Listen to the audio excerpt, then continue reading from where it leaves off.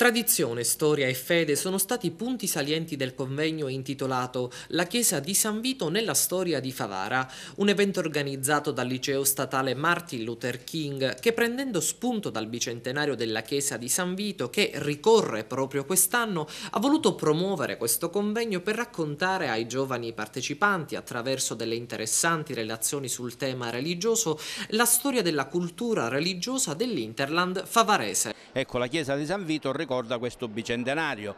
Dopo 20 anni di lavori circa, fu inaugurata, come sta scritto nell'arcata principale, nel 1812.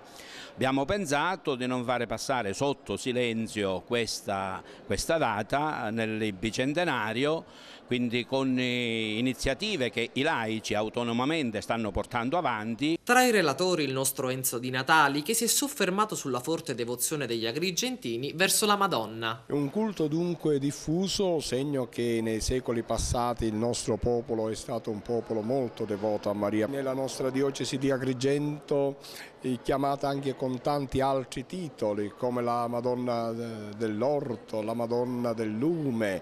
E in questo mese di maggio noi vediamo che in tanti comuni, in tante parrocchie le persone frequentano questi santuari perché hanno bisogno appunto di rinfrescare la propria anima. L'iniziativa, come detto, è stata promossa dal Martin Luther King, un modo per far conoscere alle giovani generazioni uno spaccato della storia favarese. Questa mattina siamo qui per ricordare con un convegno il bicentenario della costruzione della chiesa di San Vito a Favara, per fare anche per avere un'idea chiara in senso sincronico, quindi come la Chiesa interagisce con la comunità favarese, e diacronico, cosa ha fatto la Chiesa nella storia, nel passare del tempo per il comune di Favara, e quindi per mettere in evidenza quali sono state le personalità che hanno gravitato all'interno della Chiesa di San Vito e che poi sono stati determinanti